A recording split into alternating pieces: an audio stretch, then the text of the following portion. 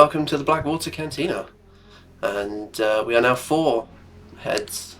There is another person here. Only 3 torsos. Only 3. Only 3. Exactly.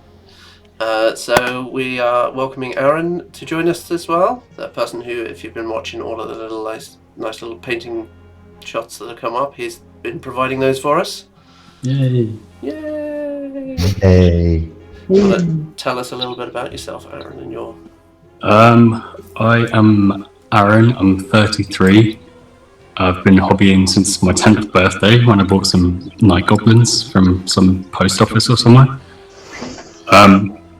Actually, was sad when I heard your first episode and you guys talked about how long you've been into Warmachine, because I got into Warmachine ages ago, like 2013 or maybe before that.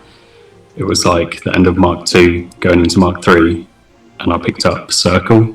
I originally just got them to get some proxies for Wood Elves. I wanted to use like all the Wold stuff as like Treekin and Treemen and stuff like that. So I started playing Baldur 1's tier list, which was awesome.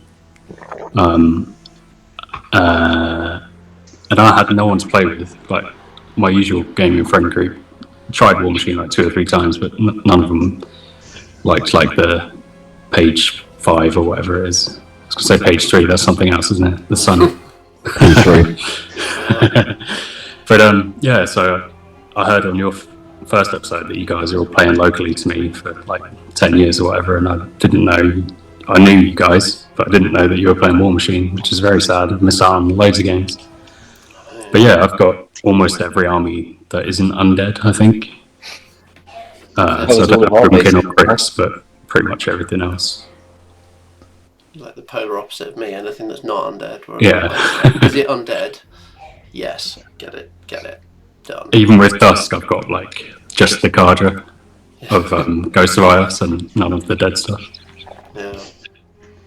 Yeah. Well, this is one of the reasons for doing this, is to try and build up our local community. Yeah. Our local store is moving soon to a bigger place, which would be good. And we're hopefully going to start getting some games in. We did have a nice game day in the building site that is my garden. So literally playing in a trench. Yeah, grave digging. Grave digging in the trench. There were no grave diggers, unfortunately. Yes. No one actually played the grave diggers. No. But I did get my Grimkin on the table. Yeah, corpse collecting. Yes, digging up corpses. So, yeah, that was a good day. It was nice and sunny as well, which is good. I've just been chucking it down for rain all day, so that pit now looks like a moat. So, yeah. Congratulations, Mazz, you now have a castle. I do. I'm getting my own castle. You've played your defences card. Exactly. So, we had a couple of bits of news this week. So we had a nice update. Well, I say nice update. The update around cadres and the changes being made. So we've had several of the cadres are now only going to be working for one faction. So the Annihilators, Ghosts of Ios, are not going to be working for Fane of Nero when that comes out. Which I've got lots of boxes of them. So bit of a shame, but. Who else? It's everything but Crix and Stormforge, isn't it? And the SK6, they're still working for. Yeah, the Annihilators cadre will become the command start set for the Wind Corps army. Ghost is becoming the command staff. Ghost of Ios for Dusk. Cursebound for the Orgoth Sea Raiders. It's like the equivalent of the Buckhasker command box, isn't it, for grave digging? Yeah. And the 2-player starters make up the other ones. Yeah, so Foley's cadre from Brown Bloods is now just pure Brown Bloods starter set, so... It's kind of sad because it means those older factions aren't getting command starters, which was kind of something I was hoping for Winter Corps and Storm Legion. Yeah. What I kind of hoped they would do was just to keep them as carders, but have them for like not every army for that faction, but maybe like just join 2. So like, say there was Old Umbrey, doesn't really fit with Annihilators, but another future Kader army that might come out could. Yeah. If there was more like a Jaws of the Wolf or Legion of Steel type thing, then those Annihilators go in there, but maybe Zahara and SK S6 doesn't go with them. Yeah. Something like that. So they go 2 armies, but not every army in that faction. I think that would have been cool to me, and especially Ghost of Ios as well. Because there's like rumours of viruses in there leading Legions of Dawn somewhere. Yeah. Outside Ios. So they would fit with that really well. And I suppose there's nothing to stop them changing that back later, is there? Yeah, that would be super cool. If they release some and they're like, actually, these guys would fit in. They've already shown that they're willing to change it for things that don't fit. Yeah. I think it's a brave and sensible decision as well. I said that to you guys already, but I think I don't think it made sense having mana wars working alongside like shape-shifting beasts and stuff like that. No, not at all. Doesn't feel right. But then some of them that got removed do feel kind of okay. Like Falpod, I've seen him working with Gumbion. Yeah. Yeah, I don't know. I suppose it's more the... I don't know whether Gumbion would have the patience for Foulblood, to be honest. True. I keep reading the more I read of the troll fluff, the more I dislike Foulblood as a person. Do we know where Borka is? Because I feel like him and Falpod would be best buds. That's it. I think they'd certainly get on quite well, wouldn't they? But yeah, it's interesting, and I think for me it means I'm potentially less likely to buy into the next Dusk army because I don't already have stuff that goes with it. On the plus side, that means I can. But what if they're undead though? What if? Well, they probably will be. So I'll probably because the Fane of Nero's the original Eldritch, isn't it? So they're going to be undead. I'm intrigued as to what they're going to be because it suggests the ones that they've seemed to have removed are the ones where it's like putting warcasters in a warlock faction. Yeah. So. Which also makes sense and is probably good for the game. Yeah, and otherwise you've got to have a second version of that person that works with the beasts, and then you buy in a box where they come with a warjack, and then but when you use them with this army, they can't use the warjack, and all those sorts of things kind of. Unless you're 100% completionist and want to get every faction. Which I am. They're clearly making it specifically just for you. Well, it's you and I'm going to get it either way, so. But yeah, it's interesting. It's nice. I think it's good for the health of the game. I think they made some decisions that they probably wouldn't have had the Gravediggers not released. I think the Stormforge probably wouldn't have been in them because a lot of people I've seen comments saying, "Oh, they look a bit too different." I think it's the one that's like the biggest culprit for it being abusive rules-wise, with the Windweaver rule on the what are they called, the guys with the cone things. Yeah. I can't remember the name of them off the top of my head, but those with Gravediggers who already have insane ranged defences with deceleration and armour buffs and shields and everything, they don't need that. It's fine. We don't need to worry about ranged defence. All we do is just walk up and punch them, that's fine. They've still got shields. But... That's it. As long as they can't see you as you walk up, you're fine. Well, unfortunately, they take away stealth from everything, basically, don't they? So. Yes. Yeah. Oh yeah, interesting.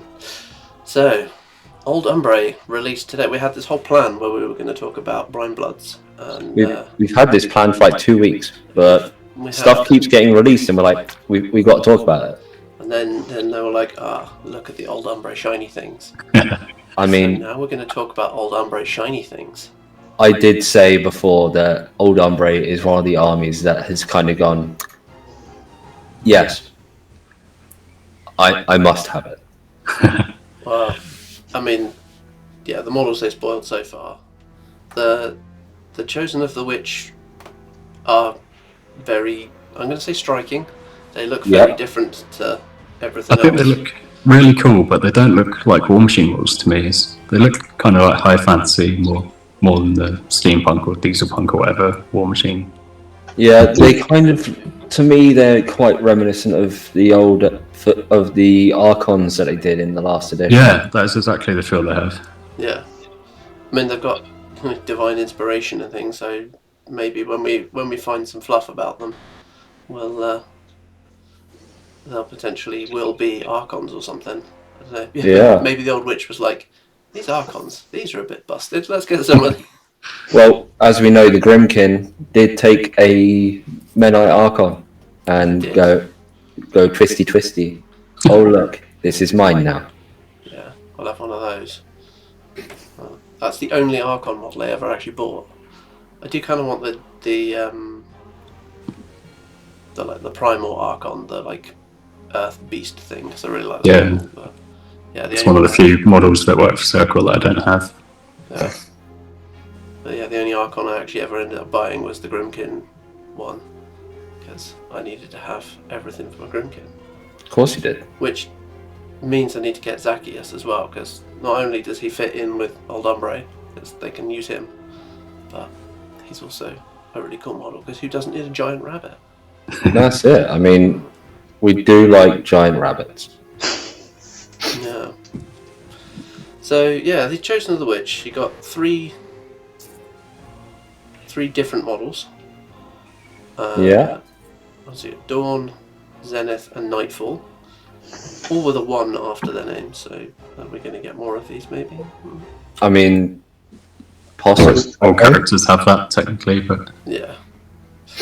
So they've all got Divine Inspiration, Sacred Ward, and Righteous Vengeance. So they're going to be reacting to anything being taken off the board. You're getting additional dice on melee attack and damage rolls, discarding the lowest. So, and no being attacked by spells, and then it's just their weapons that are different for each one. So Yeah. I think. I mean, the Dawn Yeah, Spear. ranges are slightly different. Yeah. One of them has stealth as well. Just one of them, not the other two. I mean, Nightfall. The night guy being stealthy, I see it. I mean, it makes sense. Just when you've got 3 models in a unit and only one of them's got stealth. Yeah, it is a bit odd. Not gonna lie. Is that the first time we've seen just? Oh, actually, no. The Cephalics have got stealth on the actual Cephalics in the units. So. it's kind of cool in gameplay that you can, the way unit movement works, you can move one of the others, put him 2 inches and forward, and then your opponent has to respect the threat range of the unit based on the guy that has stealth. Yeah. They can't necessarily shoot. Yeah. So it's kind of tricksy in that way, in gameplay terms. It's going to be an interesting one. I'm quite keen to see that. I'm sure I'm going to see these on the table before the end of the year. So Oh, most probably. yeah, they're fairly respectable in their hitting as well. Power 15 on Oh, all yeah. of them. Got blind on one. Flame Uh, burst Like on a, one. like a A crit decap, Yeah. which do love a good crit decap. Yeah. No, it's good.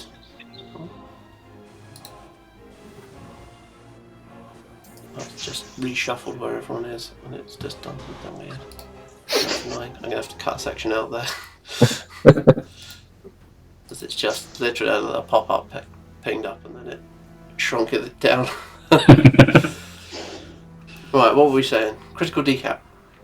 So, Yeah, we do like a good crit decapitation. Yeah, I've been playing with a few models with it, Plugger and the Mage Hunter Assassins. They just have decap, don't they? They just because they just decapitation. They just decapitate. That's They where don't I- care about critting. Yeah, that's where I normally see it. It's just on things that just have that anyway, so tough luck, baby. So yeah, I think they're interesting. They're certainly very interesting looking models, so I'm wondering what we're going to see from the rest of it. And it'd be nice to actually see the models up close, because Oh yeah, but that's the only unit we've seen. Obviously the hounds work in them as well, so yeah. Which does mean I end up having to get that starter box because I'm going to need a jackal and the hounds. I bet you wish you got the 2-player one now because you wanted Kane anyway, didn't you? Yeah, That's interesting Yeah. because obviously, as per the thing, the SKS6 cadre is going to work for them. That comes with a jack in the box. So Attacking the box. Yeah. I didn't get one with mine. So Because yeah, I they don't know wait- what they're going to do. They said something about her being A junior. a junior warcaster in this, didn't they? So yeah. Yeah, I haven't seen rules for that though. No. Yeah, we got to wait to see what we actually get from Steamforge regarding that. It'll be interesting, not going to lie. Yeah. This Witchmark's totem. It's interesting. It's very reminiscent of like the circle stones and things and Yeah. and stuff like that. So it is a single model, 2-point solo that at any point during its activation can teleport essentially 10 inches. Debuffs things around it, so anything that doesn't fly, any enemies that don't fly, that end close to it suffer a power 10 damage roll. If they get Entering damaged, they or knock it end down. within 2. Yeah. You can see a bit of the old witch in that. Her feet Yeah. used to do something Yeah. similar. Yeah. So that's cool. Curses models within 5 inches to drop their armor, so yeah.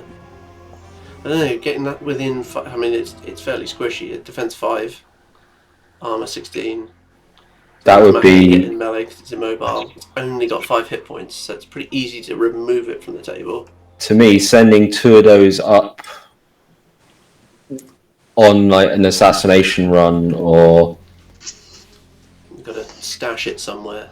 yeah. Behind a building or something. It's a 10-inch place. You could probably have to hide it somewhere and then pop it right over a forest or a building or something like that. That's it. Maybe a cloud. Love a cloud. Yeah, I don't know what.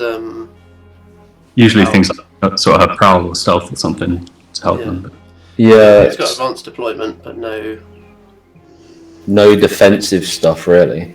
so it's going to be interesting. Well, it's only 2 points, and the -1 armor is fairly powerful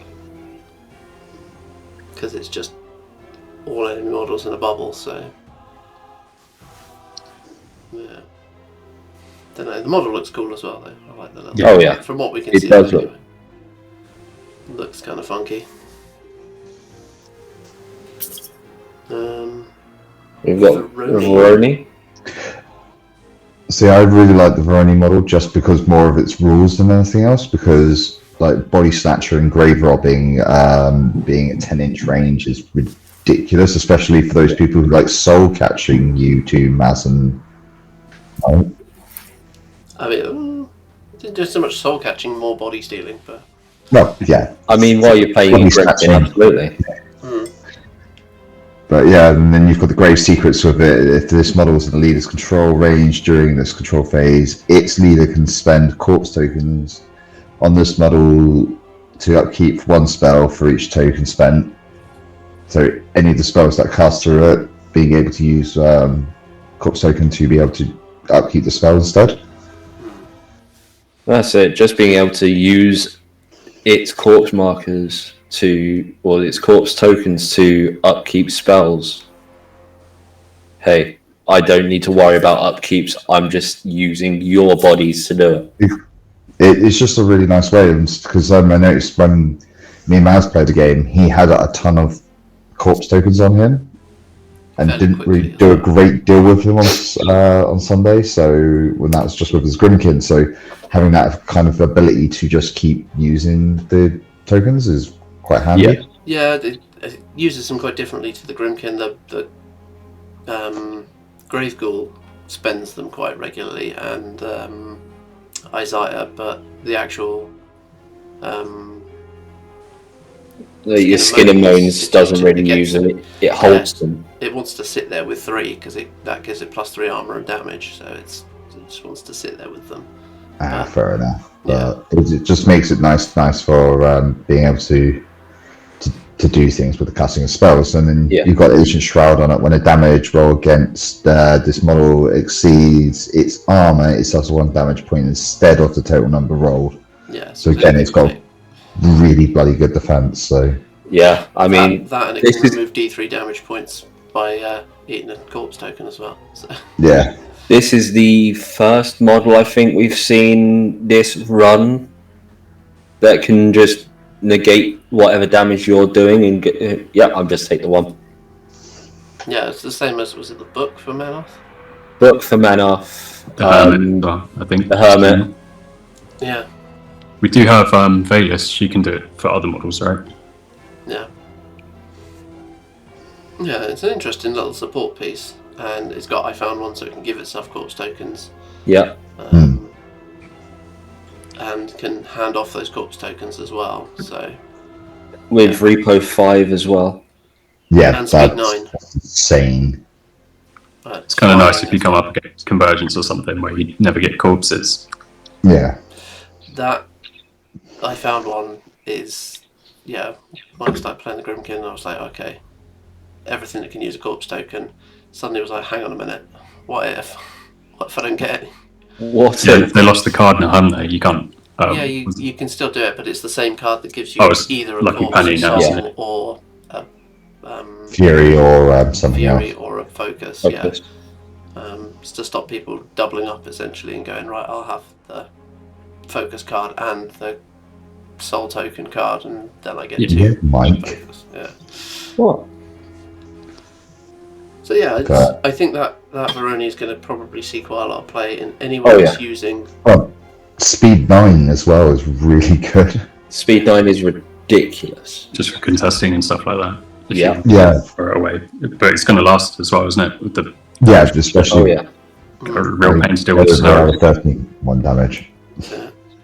So while we're talking corpses, I'm going to jump straight to the Primeval because that's the one that uses corpses. So Yep. And it's one hell of a beast. I mean, what? Body Snatcher, the Trophy Hunter rule, just upping the amount of corpse it has, just makes it even worse for your opponents to deal with. One or more being able to run or charge without being forced. 3 or more giving it grievous wounds, so you lose tough and can't heal. That 5 one is And then ridiculous. 5 gets the +2 damage, and as you go up, you just get all 3. yeah, I mean you can, turn 1 you move Veroni forward. I found one to give yourself a corpse token, Yep. and then turn 2 you move forward and drop a corpse token on the Primeval, and then use special delivery to put a second one on it. So it's immediately got 2 at the top of turn 2. Play the Grave You've Robbing also card to got give the it card 3. as well if you need it. Yeah, so you can immediately turn 2 have 3 corpses on it before you've even hit anything. Then you're running and charging without being forced. And you've Grievous got wounds. putting grievous wounds. So then getting up to 5 is going to be relatively simple, isn't it? I will say that I do like the head options. Oh, the bear, the raven, and the eye. The Raven and the Stag. That's the So one. that changes your animus on each one, doesn't it? Yeah. I was reading the rules for this and I'm just like, this is circle. Hold on, this is circle. It basically is, and I think this is the circle replacement army. Yeah. I know. Yeah. Reading through these rules today, it just feels like nothing like Kador, everything like Circle, although it's a Kador army. Everyone's saying it's going to be a mix of the two, but rules-wise, I feel like it's really So Circle. far, it's very circle based, and you know what? I might just end up running a bunch of my old wolves as extra primevals because I think I might still have some somewhere. It'd be fun to play against some of this and proxy a few things up and try it out. Yeah. I think the 3 heads there, I mean, I don't know which of these is. None of them seem to be like an auto include. 4 points, is that the most expensive head option we've seen? 4 points. No. There's a Kador unit with a 4-point head. It's the Mage Hunter head for The mage static is 3, isn't it? I thought it was 4. Oh, Crix has a couple of 4-point head options. Yeah. But that Animus, that's a Megalith, Old Animus. It's really good. Yeah. It's while within 5, so it's not a 5-inch circle. It's like a 12-inch circle because of the base size and 5 inches every direction of rough terrain and -2 defense is really, really good. Yeah, combining that with the Serenity on it as well. From shifting stones in circle. From Gremlins and Grimkin. Yeah. I can see the True Sight head being. I was going to say, I like the Raven head with the True Sight and the Spirit Blade Animus. Yeah, so you range 6 and just switch that off. Yeah. I see the Raven being used with the Hunting Spear arm, so you've got the range 10. Yeah. Like critical smite, force reload, power 15. Yeah. So it's a big hit. I think that's the Troll Impaler's weapon. Yeah. I think it's exactly the same, yeah. I mean, there's the arm for you, Aaron, is the Ancient Staff of the Geomancy. Yeah, it's just circle everywhere, isn't it? Yeah. You could just make Megalith with this guy. It puts you up to armor 20 as well, because you get shield on that enchanted staff. There's no shield on the Ancient Staff that I can see, mate. Sorry, the enchanted shield, that's what I'm looking at. Yeah. Sorry. You've got the Bone Sword with the critical amputation, which is hilarious. See, more... I find critical amputation, like, critical hit effects are nice and swingy anyway. Yeah. And critical That one's even amputation more. is even worse. It's like... The only time that it's appealing is against Colossals, or actually Gargantuans, because the spirals are huge. It fills up a whole spiral, but against Warjacks and stuff, it's usually... Every time I get it, it tends to be like, oh, I just hit the last point of that column anyway, so I did nothing. Yeah, so like, I think the most I've ever gotten out of a critical amputation is like 2 hitboxes. I'm like, not too bothered about that. The most for you can 7 get. points as well. Yeah.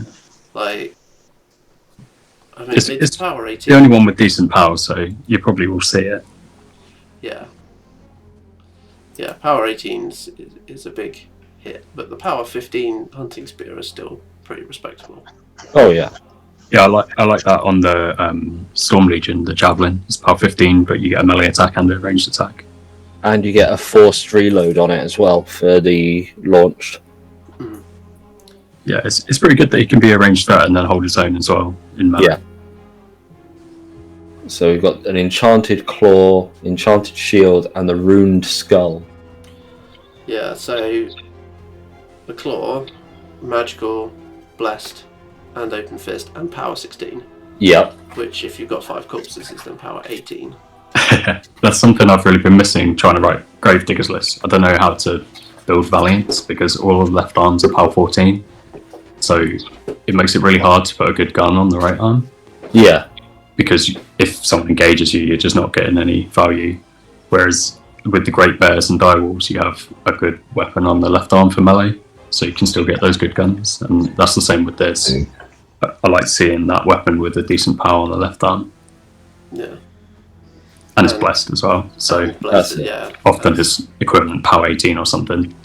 Yeah, exactly. Because you're, almost anything you're going to be throwing this at is going to be, someone's going to be dropping a +2 armor on it for something, aren't they? And it's just take that way. Yeah, you got the shield. I mean, I love me a good shield. Yeah, We've put got, shields on everything. the Curse Shapeshifter. So once per activation, being able to choose an enemy unit or model within 10 inches. Friendly Shapeshifter models get +2 to attack rolls against it. Is this what Banes have? Tartarus does it, doesn't he? Or used to? Yeah. They used to have a curse. Yeah, he was Curse Bane, so this will apply to anything that is a shapeshifter. So it doesn't apply to it, because it's not a shapeshifter. Nope. So... Have we seen is anything a shapeshifters? shapeshifter? I haven't noticed that keyword. But... No. Currently, nothing. So, Okay. Which is interesting. yeah, I mean, we're going to see something, aren't we? Clearly. Oh, yeah. Just not one of the beats. I kind of assume. I hope so, yeah. Well, Then it's also a blessed +2 for the shield. Magic, but not blessed. Yeah, magic combat. Magic, yeah. So but you can just bop something away. how 12 is just, it's there. It's nice how all the shields have attack profiles now. Yeah. Yeah, no, it's nice. It does make that's what makes the Soulless Guardians so good. The fact they got 2 attacks. They're not particularly strong, but you drop Battle Lust on them and charge them in. In our game last, I used the Shock Trooper Pikemen there. You can CMA their shields. That's pretty cool. Only #9, but you can combine them up. Yeah. It's just nice to have second attack, isn't it? That's it. Yeah, it's pretty handy. And then channeling on Warbeast. Yeah. The Rune Skull and the creepy, repelling gaze, so you can just beat back. And then you got the once per turn during its activation can cause a friendly marked model within 8 to be replaced with a shapeshifter model that has not yet been put into play. I see a lot of summoning in this army. Yeah. So you can kind of choose a guy to get the curse buff then. Yeah. It's kind of like the wretched things from Infernals. So you could replace them. They had like marked soul, and you would when you summoned horror in, you just replace them. So this seems to be how the shapeshifters are going to come in. You're going to have to drop. A marked model is going to then be removed and replaced with a shapeshifter. But you can only curse enemy models. Yeah, but it gives shapeshifters in your army the bonus against that. Yeah. So then you can generate one of these shapeshifter models to benefit from it. There's going to be dudes that turn into bears, isn't it? This is what's going to happen. Yeah, For that wolves reason and bears alone, and stuff. I now need to buy this army. Wolves and bears. All going to be good. All or of not. the birds. But the kind One of skin wolf, I'm imagining. Yeah. So yeah, the Primeval looks cool. There's a lot you can do with that. I can see that being built as a ranged thing with the Rune Skull and get away. I will probably end up having like a full FA of just Primevals and Ferals because why would I have one without the other? Yeah. Yeah, they look cool. So, defense 13, armor 16. But they can jump over things. They're giant rabbits. Yeah. They're giant rabbit bears. This is what Zacchaeus is riding. That's it. Well, they're giant rabbits that can have a bony spine, which makes them unstoppable. So, unstoppable like Warbeasts feels good. Yeah. Especially with that Volt as well. So you just... And speed 6, so... Not the fastest, but... They're gonna... appear wherever you need them and not be slowed down by anything, so... I mean, you could just give it wings. It doesn't fly though, it just gets Pathfinder, I think. Yeah. No, it gets... It gets flight. Wings give it flight. Yeah, and then Rush. Oh yeah, it's just the icon. So makes it then speed 8 and Pathfinder and flight. Because although it's target friendly faction Warbeast, so you can actually pass that off. So it flies 6 and then passes that off to a Primeval. Yeah. That in Trolls and Scorn, Rush was always kind of a faction defining animus. You need to bring one in every list pretty much from both those factions. Yeah, and I can see that probably will have one happening here. Just a rush bot. Yeah, just to pop somewhere and then it's pretty cool. The hyper aggressive is an interesting one on it. Yeah. With the massacre, so yes, overtake. So when it kills an enemy model with a combat action, it can then immediately advance up to 1 inch to then potentially attack multiple more times. So it's got 2 claws as standard, and then all of the heads give it an attack? Yeah, all of the heads give it an extra attack. So you got 3 attacks, initials. 3 fury to buy as well. Yeah. Oh, is there any works on initials? No, it works on all of them. Works on all attacks. Cool. Yeah. Berserk Overtake was a very fun thing on the Rattlers. Yeah, because then you have to stop the Rattler before it can get into Go through your unit. Otherwise, you're gonna blitz a unit.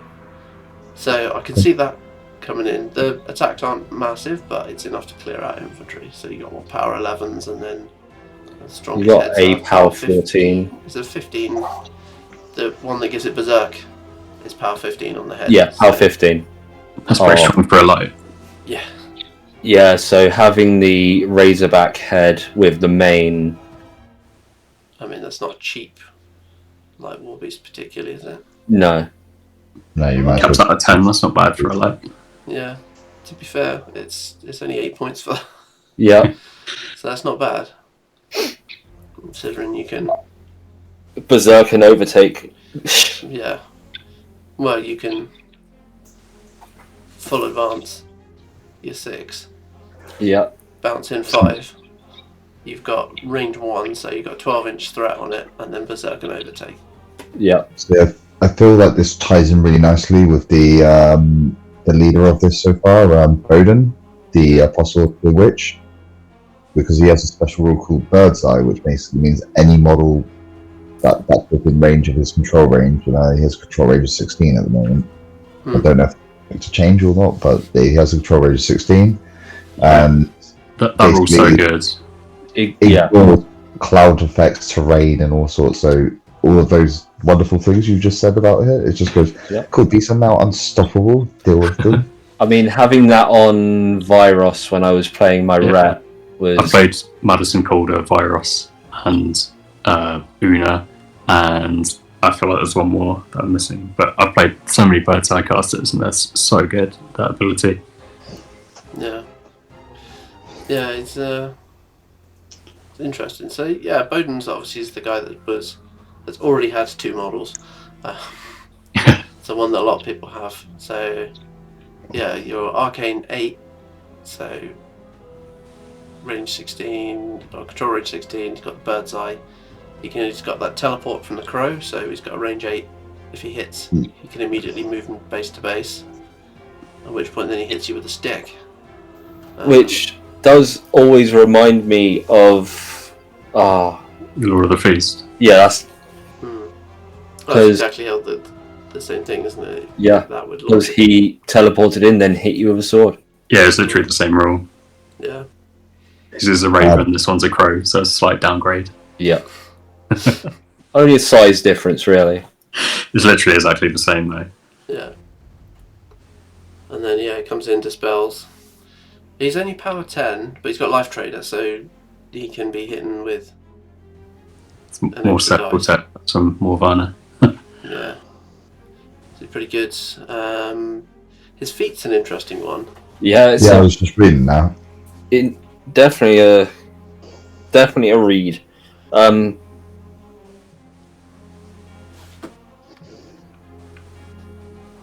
Yeah, it's pretty nasty. This is what Wrist of Vast Defenders did, isn't it? Last Breath. Yes. Last word. There's a lot of talk in the Dust groups about Last Word being trying to make that available in Dusk somewhere. But so when something is killed, it can immediately advance up to 3 and make a basic melee attack. And then he gets Grim Salvation.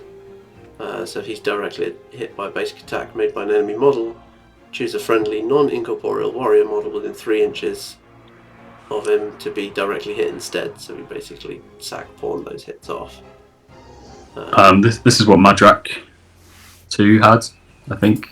And if I remember, it's compulsory, so you have to watch what you put close to them. Yeah. Yes, it is. It's chooser friendly. It's not you may choose it. It's chooser friendly model because he himself is. I mean, it's your hit points. lock, so you don't want them to die, but you just have to watch what you put around them because it just goes into something else. That's it. Himself is only defense 14, armor 14. He is. It's pretty poor for a leader model. He is a squishy boy. He is. Old man stats. 16 boxes. Yeah. Yeah, he's got victim stats. He's got those old man stats. And the ability to teleport right into the middle of the enemy army. It's kind of like Mozart. Well, I really do like that spell, Befuddle, at the moment. I was just reading it. On a hit, immediately take control and advanced target, enemy non-leader, model up to 3 inches. Then Befuddle expires. A model can only move only once per turn as a result of Befuddle. Yeah. So imagine just going, oh no, there's this Primeval that's 3 inches away from you that I haven't moved yet. I'm just going to move your model into it. I mean, played a lot of Cephalix over the years, so it's TK, basically, isn't it? It's a 3-inch move instead of a 2-inch, but yeah, that's allows you to, oh, you're blocking my charge lane. Not anymore. Yeah, there's loads of stuff you can do. Yeah. Befuddle. I would also say the model does have sort of Santa vibes. We're just saying next season of Red Robe. White beard, red robe. Branded by Coca-Cola. Yeah, I mean, I may have to get some Coca-Cola bottles 3D printed and just put them on the base. That's it. Insight's a good one. I like that. Insight's crazy good, yeah. Yeah. I mean, he can teleport in, sit in the middle of the enemy army, puts obviously that up, +2 to attack and damage rolls, whilst any enemy models are within 10 inches of the spellcaster. So he's basically gonna teleport his way into the middle and hit a massive bubble with that. And then I can't remember if it used to be control range, but I know Vale, Makeda 3 and Fiora, I think, all had this. It's really good spell, but risky, obviously, putting them up there. Like you said, he's got poor stats. Especially with his stat, like, yeah, you've got to guarantee you're killing well. Yeah. When I saw that he was control 16 with Insight, I thought, whoa, but I realised reading it that it's just a 10-inch flat range now, so it's pretty risky. Yeah. Then you've got Murder of Crows. Place a Shroud Effect template anywhere AoE suffers and hang on, some my screen stopped out. And boostable power of 8 damage roll. See, this was on Old Witch 2. It's on Old Witch 1 as well, I think. Yeah. Or it's called something else, but yeah, it was a 5-inch template for her. Yeah. Yeah. He is just the apostle of the witch, so. Yeah. Yeah, I mean, that's more about the cloud, isn't it, than the power 8 damage roll. But it's flat 3 inches now. It's quite a nice nod to Old Witch. Yeah. It's just nice that it's that the range is your control range, so you can just throw that out at 16 inches, so it's not too bad. Exactly. Yeah, it's pretty sweet, to be fair. I mean, throw that one from downtown, just... Bop, done. That's it. I mean, it's something that can potentially keep you covered from getting horribly murdered. And it's got 2 rack slots as well, so... Yeah. And your beasts all have bird's eye, so you can plot them behind it, and then... I also, if I remember rightly, he is the one that comes with the Strix in box. Yeah. Yes, he does. So his personal heavy warbees, is a character... Are they character jacks anymore? I don't know. I think they're character jacks, they just don't have personal jacks or personal beasts anymore. Yeah, no bonds. Yeah. No bonds. This Like guy that. kind of looks like an owl. Yeah, so the model looks cool. It's Yeah, kind of super an owl cool, bear, isn't it? isn't it? That sort of thing. So it's got future sight, which is a glorious rule, which I always forget that I have on anything when I'm playing. I mean, Citadel. It's got admonition as a rule, not an animus or a spell. Just admonition. as well. I mean, I think this is the first time we've seen admonition as not a spell or animus. It's also insane with bird's eye. If you get a central forest on the table or something like that, you're just going to charge through it. Yeah. As soon as anyone comes near you, pop back behind the forest and they're not going to be able to see you. It's so crazy good. Yeah. Combat wise, 2 power 15s and 1 power 16, but with brutal charge on it. Yeah. Power 18 on the charge. It's not the heaviest hitting thing, but as you say, it's going to appear from somewhere. People are going to have a hard time pinning it down. So on the charge, it's going to be a power 18. Yeah. But And only for the charge attacks. If you're then buying more attacks with it, you're not getting the charge bonus. Mat 9, POW 18. Yeah. I mean, it's going to get one big hit on something and then two Or- little ones. With the other attack, it's going to run up, pitch you away, maybe buy an attack on a little infantry model next door, lightning strike away, and then have admonition in a forest. Yeah. You'll never ever catch it. I think that's how it's meant to be played. This is definitely feels like a hit and run and lightning strike as well. So it's, I just assume that we'd play That no combat, forest when you guys get this. Sorry? I was just going to say, we'd play with no forest when you guys buy this army. Circle without, Kador without forest. that's it. It's an interesting one. It's not the massive beat stick that a lot of the Cador Jackson things are, but it's definitely a nice surgical tool. That's going to. You've got the primeval for your beat stick, really. Yeah. This thing's just. This thing is shit. So it's going to come in, punch you in the face, then run away. I'm just thinking of scenarios in my head, and you've got primal back, the +2/+2, and then your auto frenzy that comes on the light war beast. And you can put this on him, have him charging something with +2 damage and attack rolls with admonition on him automatically. You won't be able to sprint away if you have primal on you, but actually I think you could before if you add another animus afterwards, but it wouldn't work because you'd be in your own activation. Anyway, you could just charge him in, beat up some heavy or something with your POW 20 and 2 POW 17s. Yeah. And once somebody comes into you, you can just choose your frenzy target with your admonition, basically. Yeah. Just pretty crazy. You have flight. You can just fly over to their caster and be like, "I'm next to you, and I'm going to frenzy." Well, it's speed 7 as well, so it's you're being able to put this where you want it. It's enough to kill a caster. So it's going to be the assassin tool of choice. Anyone who's like, right, I'm going to play the assassin list. That's your tool, isn't it? And it's going to be so hard to pin down as well. Just to take it out early so you don't have to deal with it. It's not going to be easy. No. And that brings us lastly to Captain Galena Lycia, the Winter Fox. Now, I love the model for this one. Yeah, me too. It's cool having 2 Widowmakers in Kador now as well, as Warcasters or Warlocks. And having dodge is just a fun one. Being able to just, you missed me, cool. Headshot, just no tough. And remove from play.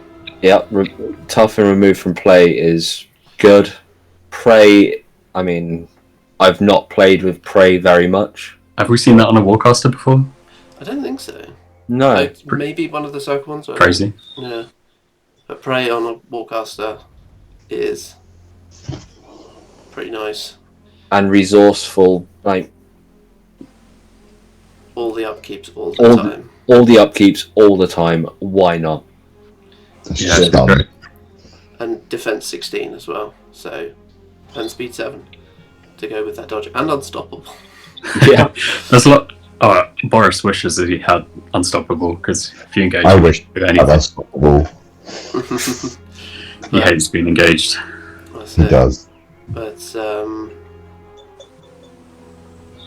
she wishes she shot as much as hard as Boris, though. She doesn't do it herself. She just gets her beasts to do it all. She's got the straight 2 rate of fire, so she's not spending the focus for the extra attack. So you can boost the damage twice on it, but it's only power 12. Although Boris is Weapon Master power 10, isn't he? Yeah. So he's probably only hitting 1 to 2 points harder than this, but I don't know. That's not the way I play it. well, he's got the You get 4 dice with him if you boost. Yeah, I do. and he's got the critical armor piercing, isn't he? Yeah. He's more of a personal presence with his rifle, and when we get to her spell list, you'll see she's more of a support sniper. Oh yeah. bait the line, so +2 speed when charging model damage by this weapon. Combine that with Strix for speed 9. You get rush animus if you need it. Yeah. Then her feet with like +2 defense, reposition 5 inches with go to ground. Picking a model, friendly faction model as well with that to gain that ability. And if they run or fail charge, then they can be repositioned within 5 inches and can advance up to 5 inches. Then activation ends. Yeah, that's just reading what reposition does, isn't it? Yeah. So that means that puts your beasts at defense 15, 16 if it's Strix. I know Strix is supposed to be Bodan's, but it works here, doesn't it? Oh yeah, I 100% will be playtesting both of it, because it just looks like fun. Yeah. You got pincushion for friendly faction model gaining additional die on ranged attack and ranged damage rolls. So you're discarding the lowest, but getting. It's not great. Oh, that's everything. It's awesome. Yeah. You just pick a thing, choose so it's dead, and then pincushion the next thing. Yeah, I guess so. So yeah, that's. I mean, for your Strix going in. It's only ranged attacks. Oh yeah. Strix doesn't have any, so but the primeval with the primeval is throwing spear, slamming something twice. Yeah. You can get additional die for collateral damage. I don't know if that counts with this. I think it would be range damage rolls. No, it's not a range damage roll. It's collateral damage rolls. Yeah, but you get 2 boosted rolls then. Refuge at the end of an activation in which target friendly faction model hits an enemy model with an attack, the affected model can make a full advance. So punch and go. More sprint again. But More you're sprinting. ranged and only on hit, so you don't have to damage or kill a model. Yeah. Exactly. So that's now. I think she might actually put it on herself. Yeah. Pop a few models and run away. Yeah, hit something, move. Hit something, move. Yeah, gets her out of there. She's speed 7, so she's moved. You've got a threat of 21 inches, and then she's 21 inches away from you again at the end. That's it. And she's just sicked a load of war beasts on you. So, yeah. And I mean, with Shadow Pack, as long as I'm not getting up against Mazz, I'm fine because. Or any grave diggers. She has stealth. She can give herself stealth for a round. All of it stealth. All the stealth, all the time. She's got one of Veil's spells and 2 of Lilith's spells, so she's got a full Legion of Everblight spell list here. Yeah. Awesome. Never played a lot of Legion either, so. But yeah. Yeah, Lilith would have been really good if she wasn't Fury 5 on a beast sort of buff warlock with all the ranged attacks and stuff. And this one is control 14, so you have a lot more flexibility with your refuge and stealth beasts spreading out and getting to weird angles and stuff like that. I think she just feels like a really good range support warlock. She's definitely, of the 2 casters, she's the one that I think is. This is the one that's made me want to get Old Umbrey. Yeah. I mean, as soon as I saw the model for it, I was like, you know what, I'm gonna have to. Yeah, it's a lovely looking model as well. So. I don't know if we're going to see some more war beasts with more ranged focus. Probably not. I would imagine. Maybe not. No, I mean most of the other groups have been getting not 2 character jacks, haven't they? So we might see a we'll probably get one more character jack or character beast. Sorry, but I mean we'd have to just wait and see, really. Yeah. Because I'm sure next week we'll have some more Old Umbrey to talk about. Oh, 100%. I will look forward to that. That's good. Well, they're being released soon, aren't they? So. Scheduled for next month, aren't they? Yeah. Oh, my poor bank. I think the third grave digger box, their delivery date is started tomorrow, so maybe the pre-orders will go up. Yeah, I mean, maybe this I week. got my Morton Ebra on Monday, Mm. so Give me Dusk Colossal. That's what we need. Ah, cool. Alright, well, thank you very much for listening to us rant on about witchy things and big beasts. And we will be back with more stuff in a week or so.